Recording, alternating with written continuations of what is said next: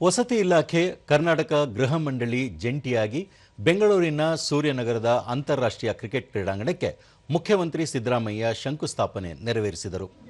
ಈ ವೇಳೆ ಮುಖ್ಯಮಂತ್ರಿಗಳ ನಮ್ಮ ಮನೆ ಯೋಜನೆಗೆ ಚಾಲನೆ ನೀಡಿ ವಿವಿಧ ವಸತಿ ಸಮುಚ್ಚಯಗಳ ಕಾಮಗಾರಿಗಳಿಗೆ ಶಂಕುಸ್ಥಾಪನೆ ನೆರವೇರಿಸಿ ವಸತಿ ಯೋಜನೆಗೆ ಭೂಮಿ ನೀಡಿದ ಭೂ ಮಾಲೀಕರಿಗೆ ಸಾಂಕೇತಿಕವಾಗಿ ನಿವೇಶನ ಹಂಚಿಕೆಗೂ ಚಾಲನೆ ನೀಡಿದರು. ಈ ಸಂದರ್ಭದಲ್ಲಿ ಉಪಮುಖ್ಯಮಂತ್ರಿ ಡಿಕೆ ಶಿವಕುಮಾರ್, ಸಚಿವರಾದ ಡಾಕ್ಟರ್ ಜಿ ಪರಮೇಶ್ವರ್, ಜಮೀರ್ ಅಹಮದ್ ಖಾನ್, ಗೃಹ ಮಂಡಳಿ ಅಧ್ಯಕ್ಷ ಶಿವಲಿಂಗೇಗೌಡ, ಶಾಸಕರಾದ ಆನೇಕಲ್ ಶಿವಣ್ಣ, ಟಿಬಿ ಜಯಚಂದ್ರ, ಎಂ ಕೃಷ್ಣಪ್ಪ, ಮಾಜಿ ಸಂಸದ ಡಿಕೆ ಸುರೇಶ್, ಕೊಳಗೇರಿ ಅಭಿವೃದ್ಧಿ ಮಂಡಳಿ ಅಧ್ಯಕ್ಷ ಅಬ್ಬಯ್ಯ, ವಿಧಾನ ಪರಿಷತ್ ಸದಸ್ಯ ರಾಮೋಜಿಗೌಡ ಸೇರಿದಂತೆ ಹಲವರು ಉಪಸ್ಥಿತರಿದ್ದರು.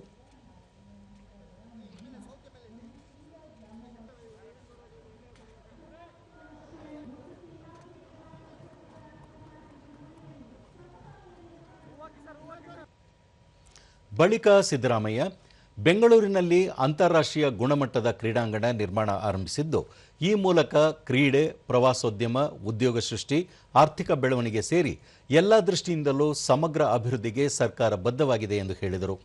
ಗುಜರಾತ್ನಲ್ಲಿರುವ ಕ್ರೀಡಾಂಗಣ 90,000ಕ್ಕೂ ಅಧಿಕ ಸಾಮರ್ಥ್ಯ ಹೊಂದಿದ್ದು, ಬೆಂಗಳೂರಿನಲ್ಲಿ ನಿರ್ಮಾಣವಾಗಲಿರುವ ಕ್ರೀಡಾಂಗಣ 80,000 ಆಸನ ವ್ಯವಸ್ಥೆ ಒಳಗೊಳ್ಳಲಿದೆ. ಇದರಿಂದ ರಾಜ್ಯದ ಪ್ರವಾಸೋದ್ಯಮದ ಪ್ರಗತಿ ಜೊತೆಗೆ ಸುತ್ತಮುತ್ತಲ ಗ್ರಾಮಗಳ ಆರ್ಥಿಕತೆ, ಉದ್ಯೋಗಾವಕಾಶ ಹೆಚ್ಚಲಿದೆ ಎಂದು ತಿಳಿದರು. ರಾಜ್ಯದಲ್ಲಿ ಖಾಲಿ ಇರುವ ಕರ್ನಾಟಕ ಗೃಹ ಮಂಡಳಿಯ ನಿವೇಶನಗಳ ಮಾರಾಟದಿಂದ ಗೃಹ ಮಂಡಳಿಗೆ 20,000 ಕೋಟಿ ಆದಾಯ ಬರುವ ಅಂದಾಜಿದೆ. ಪ್ರತಿಯೊಬ್ಬರೂ ಮನೆ ನಿರ್ಮಾಣ ಮಾಡಿಕೊಳ್ಳಬೇಕು ಎನ್ನುವ ಆಸೆ ಇದೆ. ಇದಕ್ಕೆ ಪೂರಕವಾಗಿ ಬಡ ಮಧ್ಯಮ ವರ್ಗದವರಿಗೆ ಕರ್ನಾಟಕ ಗೃಹ ಮಂಡಳಿಯಿಂದ ನಿವೇಶನಗಳನ್ನು ನಿರ್ಮಿಸಿಕೊಡಲಾಗುತ್ತಿದೆ ಎಂದರು. 1,500 ರೂಪಾಯಿ ಒಂದು ಚರಂಡಿಗಿತ್ತು.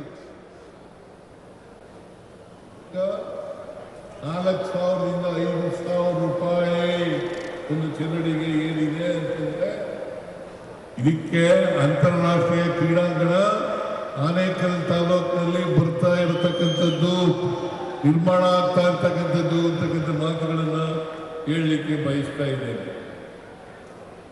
ಅದರಿಂದ ಪ್ರವಾಸೋದ್ಯಮ ಕೂಡ ಅಭಿವೃದ್ಧಿ ಆಗ್ತದೆ.